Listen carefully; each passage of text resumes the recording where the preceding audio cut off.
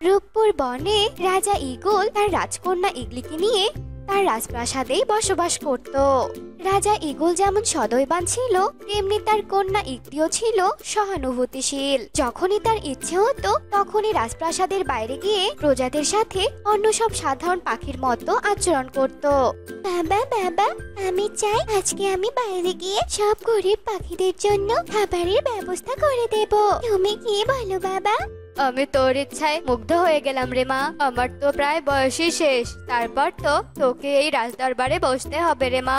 আমার পুরো বিশ্বাস আছে তুই এই রাজ্যটা খুব সুন্দরভাবে শাসন করতে পারবি, প্রজাদের সুখে দুঃখে তাদের পাশে থাকতে পারবি।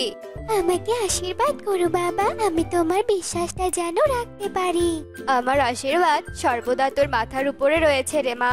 এরপর রাজা প্রজাদের জন্য দুদিনের খাবারের ব্যবস্থা করে দেয়, আর রাজকন্যা নিজের হাতে সেগুলো গরিব অসহায় প্রজাদের বাড়ি বাড়ি গিয়ে নিজ হাতে দিতে থাকে। তখনই সেখানে মুন্নি আর টুনি নামে দুই বোন এসে হাজির হয়। তোমাদের দুজনের ঘরেও বুঝি খাবার নেই?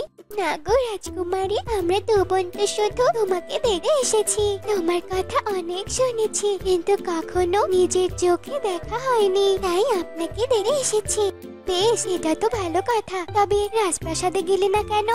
আমরা তো ছোট লোক, নিচু জাত, এজন্য আমাদেরকে কেউ রাজপ্রাসাদের ধারে কাছেও যেতে দেয়নি। বুঝতে পেরেছি, তোমরা দুজন মন খারাপ করো না। তোমরা দুজন এখন থেকে আমার বন্ধু। আজ থেকে তোমরা আমার সাথে আমার রাজপ্রাসাদে থাকবে। রাজকন্যার এমন কথা শুনে টুনি আর মুন্নি আনন্দে কেঁদে ফেলে। এরপর থেকে টুনি আর মুন্নি রাজকন্যার সাথে রাজপ্রাসাদেই থাকতে শুরু করে। এভাবেই বেশ কিছুদিন কেটে যায়। একদিন সন্ধ্যাবেলা রাজকুমারী ইকরি তার দুই বন্ধু টুনি আর মুন্নিকে নিয়ে বাইরের শীতল হাওয়া খাচ্ছিল আর জ্যোৎস্নার আলো উপভোগ করছিল। দেখো তোমরা, কত সুন্দর চাঁদ উঠেছে। এখন যদি চাঁদের দেশে যাওয়া যেত তবে কতই না মজা হতো বলো?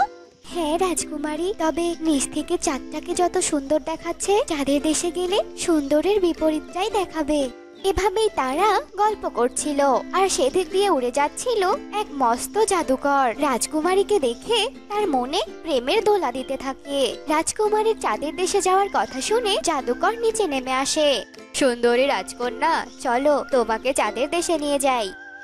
কে আপনি? আপনার সাথে আমি কোথাও যাব না। আপনি আমার পথ থেকে সরে দাঁড়ান, আমি প্রাসাদে যাব।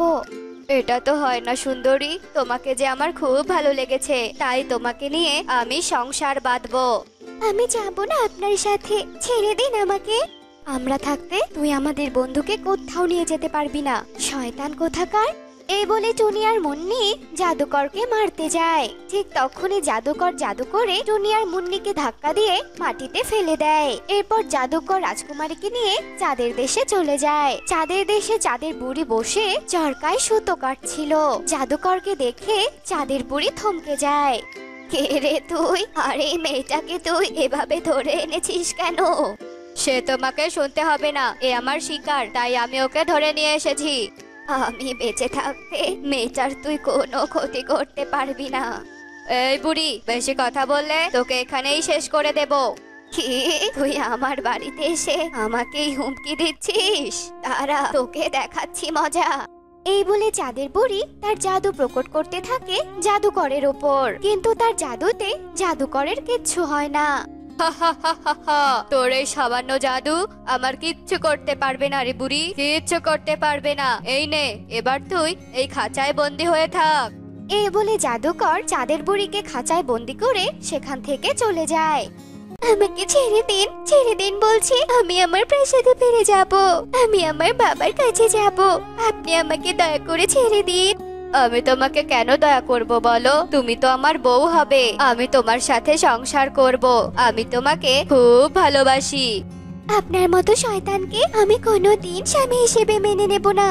কি বললি তুই? আমি শয়তান? আচ্ছা ঠিক আছে, আমি তোকে এবার এই শয়তানের শয়তানি দেখাবো।